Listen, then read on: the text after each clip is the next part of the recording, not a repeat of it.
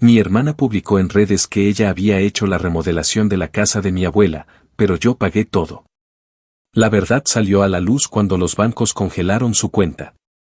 Cuando mi abuela empezó a tener problemas de movilidad, la familia se dividió entre los que ofrecían pensamientos y oraciones y los que, como yo, nos arremangábamos la camisa para hacer lo que de verdad hacía falta. La casa donde vivía era la misma en la que había criado a sus 6 hijos, una de esas casas viejas de Illinois, con paredes que parecían respirar historia, pero también con goteras en el techo. Pisos crujientes y un baño que llevaba años necesitando una remodelación seria. Yo no tenía mucho dinero extra, pero después de hacer cuentas y de ver todo lo que ella había hecho por nosotros, decidí que valía la pena el esfuerzo. Me organicé, busqué presupuestos, contacté contratistas de confianza y, con mucho sacrificio, empecé a pagar la remodelación de su casa de mi propio bolsillo. Nadie más en la familia puso un solo centavo. Nadie más movió un dedo para supervisar a los obreros ni para asegurarse de que no le cobraran de más a una señora mayor. Todo lo hice yo, mientras el resto apenas mandaba mensajes de qué bonita va a quedar o fotos de Pinterest que nunca ayudaban en nada práctico. La idea era simple, quería que la abuela tuviera un espacio digno donde pasar sus últimos años, sin preocuparse de que una fuga de agua le arruinara el piso o de que una pared se viniera abajo en medio de una tormenta. Durante semanas manejé ida y vuelta después del trabajo, firmando órdenes de compra, pagando en Home Depot con mi tarjeta, cargando materiales pesados, negociando precios como podía. Todo para estirar lo máximo posible cada dólar. Hasta hubo noches en que terminé limpiando polvo y escombros yo sola, con una linterna atada a la cabeza, porque no podía pagar horas extra de limpieza. Hablaba constantemente con los contratistas, resolvía problemas de permisos de la ciudad, lidiaba con inspecciones de seguridad. No era algo que pudiera publicar en redes con una foto linda, era trabajo duro, cansado, a veces desesperante, pero lo hacía porque era lo correcto. Por eso, cuando la remodelación finalmente terminó y todo lucía como de revista, paredes frescas, cocina nueva, el baño finalmente adaptado para que la abuela pudiera usarlo sin miedo a resbalarse. Sentí una mezcla de alivio, orgullo y cariño.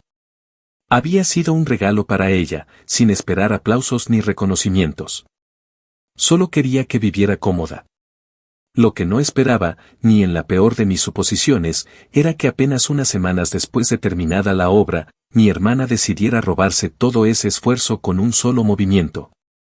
Una serie de publicaciones en Facebook e Instagram donde se adjudicaba todo el mérito, como si ella hubiera financiado, planeado y ejecutado cada centímetro de la remodelación. Recuerdo perfectamente el momento en que vi su publicación por primera vez. Estaba en la fila del supermercado, esperando para pagar una bolsa de naranjas, cuando abrí Instagram por aburrimiento y me topé con su foto en la sala recién remodelada de la abuela. Había escrito: hoy cumplo uno de mis más grandes sueños, renovar la casa de nuestra abuelita querida con mis propios ahorros y esfuerzo. No hay mejor sensación que devolver un poco de todo el amor que ella nos dio. Mientras el cajero pasaba los productos de la persona frente a mí, yo sentí que me hervía la sangre. Leí los comentarios, amigos y familiares felicitándola, diciendo que era un ejemplo de nieta, que ojalá todos fueran como ella, que qué bendición tener a alguien tan generosa en la familia. Y ella, respondiendo con corazones, sonrisas y frases como fue un gran sacrificio, pero valió la pena cada centavo. Cada centavo que no había salido de su cuenta, sino de la mía. Me quedé paralizada, incapaz de reaccionar por unos minutos. Ni siquiera me di cuenta de que era mi turno hasta que el cajero me llamó 2 veces. Pagando como en automático, empecé a repasar mentalmente cada conversación, cada recibo, cada cheque que había firmado, preguntándome en qué momento mi hermana se había sentido con el derecho de robarse no solo el crédito, sino toda la historia detrás de ese esfuerzo. Esa noche apenas pude dormir, dándole vueltas a todo. No se trataba solo del dinero, aunque había gastado una cantidad significativa de mis ahorros. Era la traición, la desfachatez, la facilidad con la que ella había reescrito la narrativa para ponerse a sí misma como la heroína y a mí como si nunca hubiera existido. Pensé en confrontarla de inmediato, enviarle un mensaje o llamarla para exigirle que corrigiera la mentira. Pero algo dentro de mí me detuvo. Un impulso casi instintivo de esperar, de observar, de no mostrar mis cartas tan rápido. Porque a veces, aprendí esa noche, la mejor forma de enfrentar una traición no es reaccionando de inmediato, sino dejando que la persona siga cavando su propio agujero. Y mi hermana, como descubriría pronto, no era precisamente buena para cubrir sus huellas. Actualización 1. Pasaron 2 semanas en las que hice un esfuerzo consciente por mantenerme al margen. Cada vez que veía su publicación replicada en nuevas historias, con nuevos comentarios de conocidos y familiares que se derretían en halagos hacia su generosidad, sentía como si cada palabra me clavara un cuchillo en la espalda. Pero me aguanté. Me obligué a seguir actuando como si nada pasara, como si no me importara esa enorme mentira paseándose frente a mis ojos. Mientras tanto, empecé a mover mis propias piezas en silencio, sin decirle a nadie de la familia lo que sabía ni mostrar signos de molestia. Solo algunos amigos muy cercanos sabían lo que estaba pasando, y todos me aconsejaron lo mismo: recopila pruebas, no pierdas la cabeza, no hagas nada que te deje mal parada. Y eso hice, aunque me costara la paciencia. Fue en uno de esos días grises de finales de otoño cuando el primer indicio de que la situación se le salía de las manos a mi hermana apareció de la forma más inesperada. Estaba en el trabajo, revisando correos en la computadora, cuando recibí una notificación en mi teléfono. Era un correo del banco, uno de esos que normalmente ignoras, pero el asunto captó mi atención de inmediato: notificación de congelamiento de cuenta, investigación en curso. Abrí el correo y, para mi sorpresa, no era para mí. Era un correo mal dirigido que, por error, me había llegado porque meses antes yo había sido autorizada como firmante secundaria en una cuenta familiar conjunta que la abuela había creado años atrás para emergencias. Resulta que, en algún momento reciente, esa cuenta había sido manipulada y la entidad financiera había detectado movimientos irregulares. Transferencias injustificadas y depósitos cruzados que no cuadraban con los registros anteriores. Entre esos movimientos aparecían varios cheques emitidos a mi nombre y facturas de la remodelación. Sentí un escalofrío recorrerme el cuerpo. No era simplemente que mi hermana se había robado el crédito en redes sociales, había usado mis facturas, mis pagos, mis documentos para mover dinero como si fueran propios. Y ahora estaba bajo investigación bancaria. No sabía exactamente qué había hecho, pero claramente había cruzado una línea mucho más grave de lo que yo había imaginado. Ese mismo día, en la tarde, la policía del condado llamó a la casa de la abuela. Una oficial, de voz firme pero educada, explicó que necesitaban que alguien aclarara los movimientos financieros relacionados con la remodelación, ya que la cuenta familiar estaba implicada en el caso y había denuncias internas por posible fraude. Mi abuela, que ya estaba muy mayor y no entendía bien de tecnología ni de movimientos bancarios, me pidió que la acompañara. Así fue como terminamos sentadas en una pequeña oficina dentro de la sucursal bancaria, en unas sillas incómodas frente a 2 oficiales que, con todo el profesionalismo del mundo, nos explicaron que había inconsistencias serias en los fondos utilizados para las renovaciones de la casa. Uno de los oficiales nos mostró un montón de documentos, copias de cheques, capturas de transacciones, autorizaciones de gastos. En más de un documento aparecía mi nombre. La oficial me miró directamente y preguntó si yo había autorizado esas transferencias. Les expliqué, con toda la calma que pude reunir, que yo había pagado la remodelación de mi propio bolsillo, usando mi cuenta personal. Y que jamás había depositado fondos de la cuenta familiar ni había transferido dinero de forma alguna. Mi abuela, confundida pero cooperativa, intervino diciendo que recordaba haber firmado un par de cheques porque mi hermana se lo pidió, asegurándole que era para terminar unos detalles de la casa. No entendía, en su inocencia, que había sido manipulada para autorizar algo mucho más grande. La expresión de los oficiales se endureció. Nos explicaron que había registros de transferencias a una cuenta personal a nombre de mi hermana, usando como justificación facturas emitidas a mi nombre. También nos dijeron que, por la naturaleza de los movimientos, el banco había congelado su cuenta para evitar que los fondos fueran retirados mientras duraba la investigación. Salimos de la oficina del banco en un silencio sepulcral. Mi abuela caminaba despacio, sujetándose de mi brazo, repitiendo que no entendía cómo había pasado todo esto. Yo, en cambio, sentía una mezcla de rabia contenida y una fría determinación. Mi hermana había sido lo suficientemente descarada como para robarme en dos frentes, frente al público, con su fachada de nieta ejemplar, y por detrás, manipulando cuentas bancarias como si nada.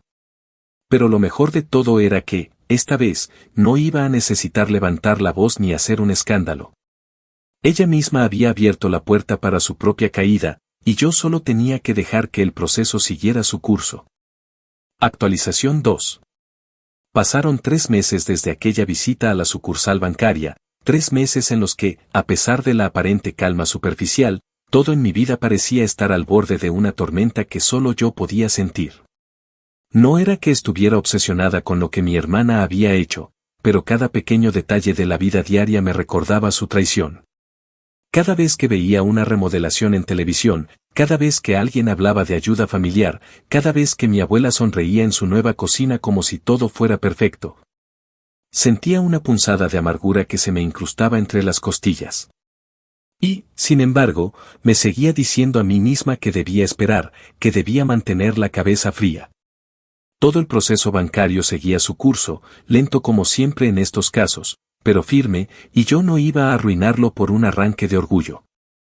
Durante esos meses, mi trabajo me obligó a viajar constantemente entre Chicago y Milwaukee, lo cual, en cierta forma, fue una bendición disfrazada. Estar en movimiento me ayudó a despejar la mente, aunque también me dio mucho tiempo para pensar. Era en esos trayectos largos, sentada en vagones de tren a medio llenar, mirando por la ventana mientras la campiña pasaba en un borrón de verdes y grises, donde empecé a planear con calma lo que sería mi siguiente paso. Me di cuenta de que no bastaba con esperar a que la investigación bancaria terminara. Necesitaba tener mi propia documentación en orden, no solo para protegerme si surgía algo inesperado, sino porque una parte de mí ya había decidido que, llegado el momento, no pensaba permitir que mi hermana se saliera con la suya sin enfrentar la verdad públicamente. Así que, en cada ciudad donde paraba, usaba las noches solitarias en hoteles para escarbar entre mis correos electrónicos, buscar facturas antiguas, capturas de pantalla de nuestras conversaciones, contratos de los contratistas, recibos de materiales, transferencias bancarias, todo lo que pudiera probar que la remodelación había sido pagada única y exclusivamente por mí. Ordené todo en carpetas digitales, con fechas, montos y descripciones detalladas. Incluso imprimí copias físicas, anticipándome a cualquier necesidad legal. Me convertí en una archivadora humana de cada centavo invertido en esa casa. No dejé espacio para dudas ni para explicaciones ambiguas. Cada documento era una piedra más en los cimientos de mi caso. La oportunidad perfecta para poner todo sobre la mesa llegó más pronto de lo que imaginaba. Como cada año, la familia planeó la cena de Acción de Gracias en la casa de uno de los tíos. No había forma de evitarlo, si no asistía, levantaría sospechas, si asistía, tendría a todos los involucrados, incluyendo a mi hermana, en el mismo lugar. Durante semanas antes de la reunión, luché conmigo misma sobre si debía aprovechar la ocasión o seguir manteniéndome al margen. Finalmente, decidí que era el momento adecuado. La situación ya había llegado a un punto donde callar solo me hacía cómplice de su mentira. La tarde de Acción de Gracias fue helada, con un viento seco que cortaba la piel al menor descuido. Llegué temprano, llevando el pastel de calabaza que me había pedido mi tía, y saludé a todos con la mejor sonrisa que pude reunir.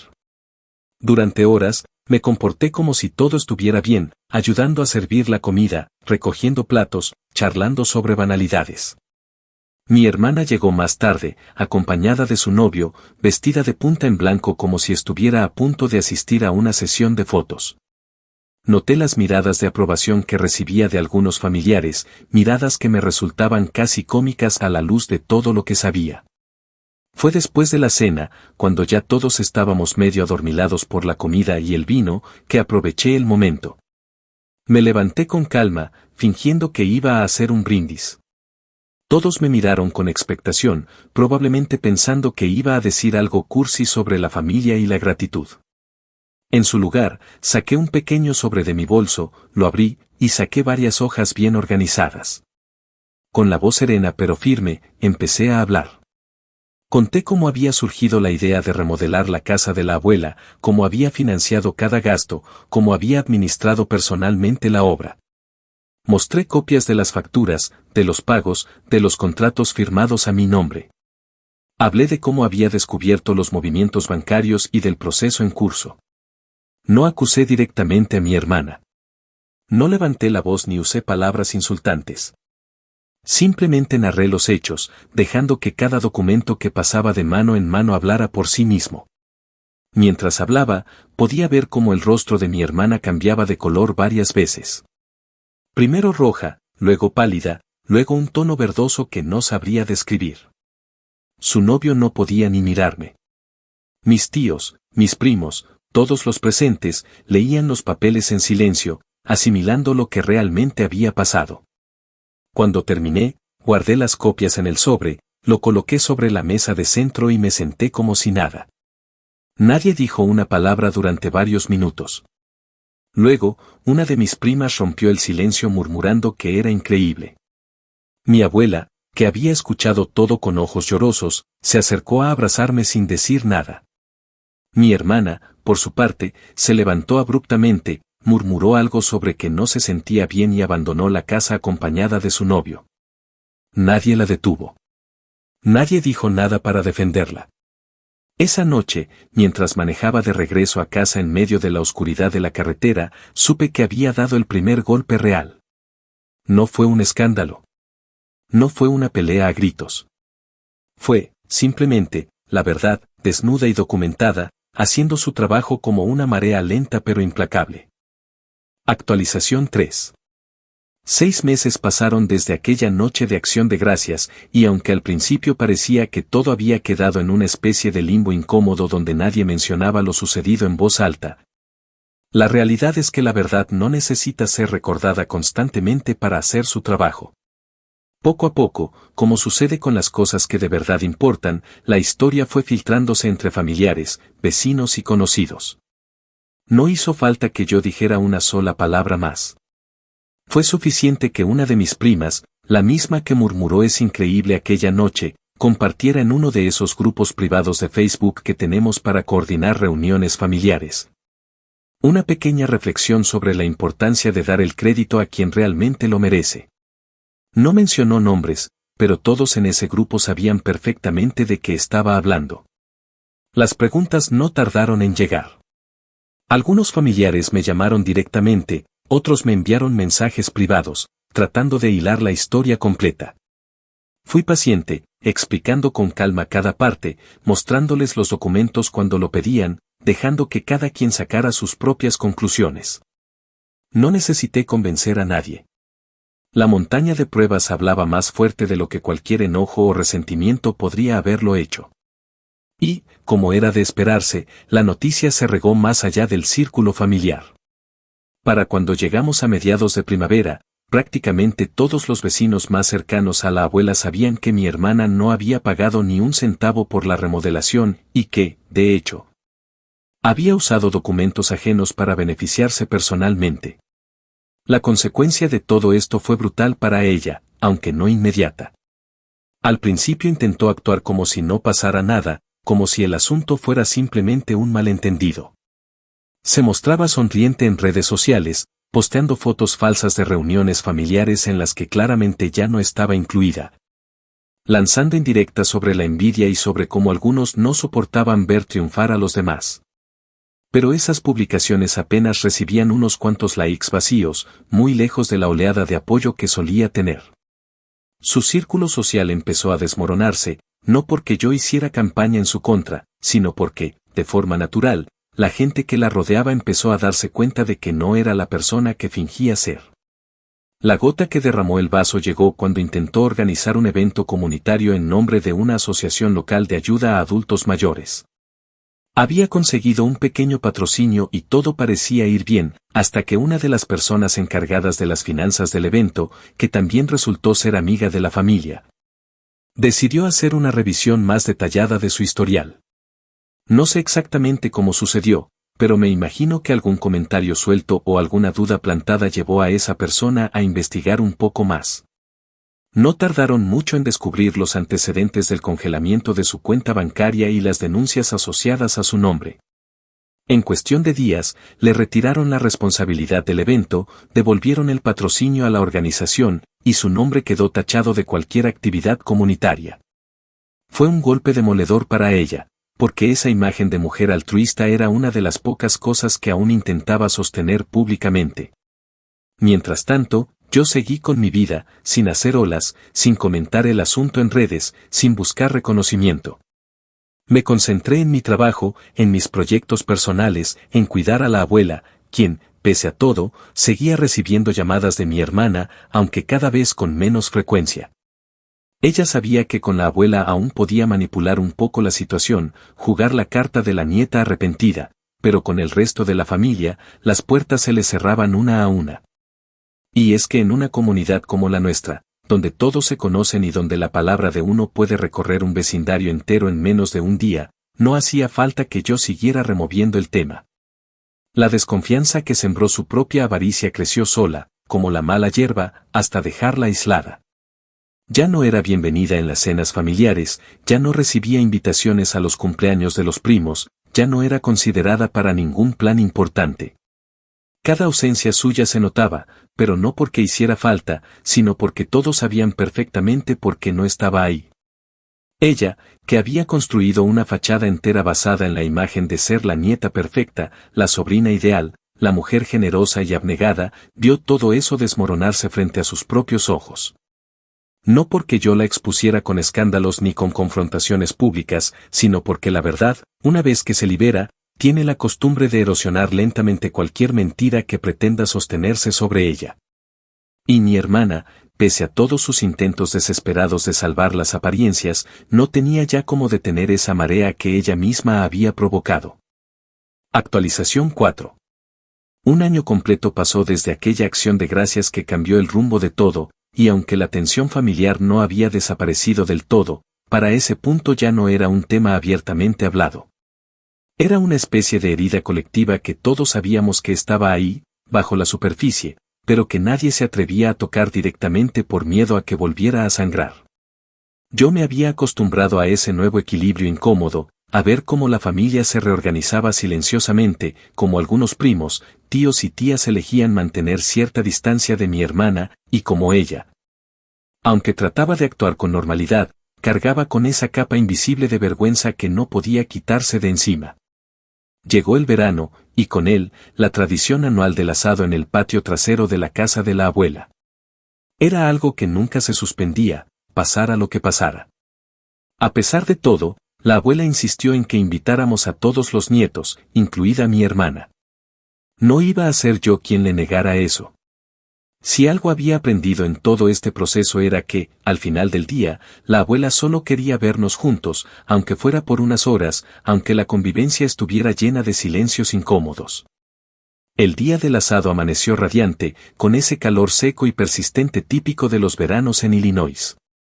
Desde temprano, estuve ayudando a montar las mesas, colocar sillas plegables y organizar la comida. Los tíos se encargaban de la parrilla, los primos de preparar bebidas, y las tías de asegurarse de que nadie se olvidara del protector solar. Todo parecía fluir como cada año, hasta que mi hermana apareció.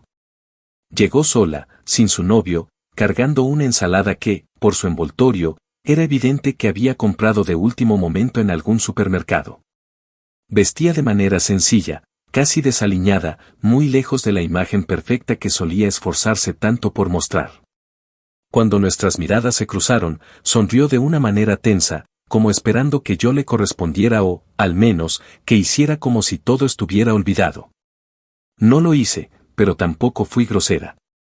Asentí levemente con la cabeza y seguí ocupándome de organizar la mesa de bebidas.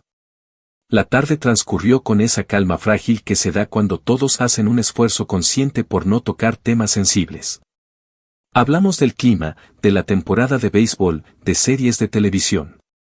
Cada conversación era una cuerda floja sobre la que todos caminábamos con cuidado. Mi hermana rondaba los grupos de conversación, intentando insertarse aquí y allá, pero era evidente que ya no era recibida con la misma calidez de antes. No había agresividad, pero sí una indiferencia palpable que la mantenía al margen. Fue después de que terminamos de comer, cuando la mayoría estaba dispersa entre risas y charlas informales, que mi hermana, tal vez creyendo que el ambiente era lo suficientemente relajado, se acercó a mí. Me ofreció una cerveza con una sonrisa forzada y dijo que esperaba que pudiéramos dejar todo eso atrás, que las cosas ya eran agua pasada y que la familia era lo más importante. Su tono era casi suplicante, como alguien que sabe que ya no tiene cartas fuertes para jugar. Tomé la cerveza, le agradecí de manera educada, y le dije que entendía su postura, pero que había algo que aún estaba pendiente. Metí la mano en el bolso que había dejado al pie de mi silla y saqué un sobre blanco. No era un sobre cualquiera, adentro llevaba una hoja con el resumen detallado de todos los gastos que había cubierto de mi bolsillo durante la remodelación, cada monto, cada factura, todo organizado de forma clara. Con un número en rojo al final, $5,625. Le tendí el sobre con una calma absoluta, mirándola directo a los ojos, y le dije, con la misma voz serena que había usado en Acción de Gracias, que ahora que todo había salido a la luz y que ella había pagado las consecuencias sociales y personales de sus actos, sería un gesto de verdadera responsabilidad que saldara también la deuda material. Mi hermana recibió el sobre con manos temblorosas. No intentó discutir, no alegó que era injusto, no buscó excusas. Solo asintió débilmente, bajó la mirada y se alejó hacia el extremo del jardín donde nadie podía verla claramente. Durante el resto de la tarde evitó acercarse a mí o a cualquiera que estuviera cerca. Su humillación era evidente, pero yo no sentí culpa. No había sido una escena violenta ni un ajuste de cuentas dramático. Fue simplemente poner las cosas en su sitio, cerrando un capítulo que, aunque aún doliera, necesitaba ser terminado de manera justa. Los demás familiares notaron el intercambio, claro que sí, pero nadie preguntó nada. Tal vez porque entendían, de forma tácita, que a veces las heridas familiares solo se cierran cuando cada quien asume las consecuencias de sus actos. Tal vez porque sabían que no era yo quien debía sentirse avergonzada. Cuando cayó la noche y los tíos comenzaron a apagar las luces del patio, me despedí de la abuela con un abrazo largo y cariñoso. Mientras caminaba hacia mi auto, vi de reojo a mi hermana sentada sola en una de las sillas plegables, mirando hacia el suelo. No sentí satisfacción ni victoria. Solo una profunda paz interior al saber que, finalmente, había hecho todo lo que estaba en mis manos para defender lo que era justo, sin caer en la amargura ni permitir que su traición definiera quién era yo. Actualización final. 2 años han pasado desde que aquella primera publicación de mi hermana desató todo este desastre, y, aunque el tiempo ha suavizado la intensidad del enojo que sentí en su momento, no ha borrado ni una sola lección que aprendí en el proceso. La vida siguió, como siempre sucede, pero nunca volvió a ser exactamente igual. En la superficie, todo parece haber retomado cierta normalidad, la abuela sigue viviendo en su casa remodelada, recibiendo a los vecinos con la misma hospitalidad de siempre, organizando sus reuniones de café y dominó los domingos por la tarde. La casa luce hermosa, cómoda y segura, y cada vez que la visito y veo esas paredes pintadas, esas barandas nuevas, esos pisos relucientes, siento un pequeño orgullo silencioso que nadie me podrá arrebatar. Mi relación con la familia también encontró un nuevo equilibrio. No es que haya enemistad abierta, pero existe una conciencia generalizada de que algunas líneas, una vez cruzadas, ya no permiten volver a la inocencia de antes. La mayoría de mis tíos y primos mantuvieron su apoyo hacia mí, aunque sin necesidad de grandes declaraciones. Fue en pequeños gestos donde se notaba, en cómo ahora me consultan directamente para cualquier asunto relacionado con la abuela, en cómo las reuniones familiares fluyen de manera natural a mi alrededor mientras mi hermana permanece en los bordes, como una figura periférica que ya no es el centro de las celebraciones. No hubo necesidad de vetarla ni de excluirla formalmente. Simplemente, la confianza se rompió y nunca volvió a construirse. Respecto a mi hermana, las cosas no mejoraron ni empeoraron de forma dramática. Se mantuvo a distancia, con interacciones frías pero corteses en los eventos inevitables, como cumpleaños y funerales. Pocos meses después de aquella tarde del asado, supe a través de una tía que había empezado a trabajar en una pequeña tienda local. tratando de recuperar algo de su independencia financiera tras los problemas que tuvo cuando le congelaron la cuenta. No volví a preguntarle por el dinero que debía, y ella, quizás entendiendo que ya no quedaban excusas, nunca más volvió a mencionarlo. Nunca pagó el total que le había pedido, pero unos meses después, recibí en mi buzón un sobre anónimo con un cheque por $3,000. No venía acompañado de una nota ni de una disculpa, pero reconocí su letra en el nombre escrito a mano en el remitente. No era el monto completo, pero tampoco lo rechacé. No porque necesitara ese dinero desesperadamente, sino porque, en el fondo, aceptarlo cerraba el ciclo de una forma definitiva. Ella reconocía, aunque fuera en silencio, la deuda que tenía conmigo. Aprendí también que las heridas familiares no siempre sanan como en las películas, con abrazos dramáticos y perdones absolutos. A veces, sanar significa simplemente aceptar que algunas relaciones cambian, que algunas personas no son capaces de pedir perdón de frente, y que está bien seguir adelante sin cargar con ese peso. No necesité su disculpa para soltar el resentimiento. No necesité verla caer de rodillas para sentir que había hecho justicia. Bastó con ver que, en su intento de robarse un mérito que no le pertenecía, terminó perdiendo algo mucho más valioso que los aplausos de Facebook, perdió el respeto de quienes realmente importaban. Hoy, cada vez que paso frente a la casa de la abuela y veo esa fachada que alguna vez me costó tanto esfuerzo, no pienso en el enojo ni en la traición. Pienso en ella, en su risa cuando probamos juntas las primeras galletas en su cocina nueva, en su alegría sencilla al ver que podía moverse sin miedo en su baño remodelado. Pienso en lo que realmente importaba desde el principio y me doy cuenta de que, al final, la mejor venganza no fue exponer públicamente a mi hermana, ni verla perder su imagen.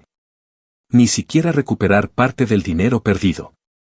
La mejor venganza fue saber que, pase lo que pase, nadie podrá reescribir la historia real. Yo fui quien cuidó a la abuela cuando más lo necesitaba.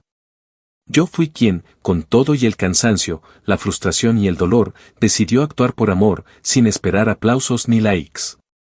Y ese tipo de verdad, aunque no sea la más vistosa, es la que permanece intacta, incluso cuando todo lo demás se ha desmoronado.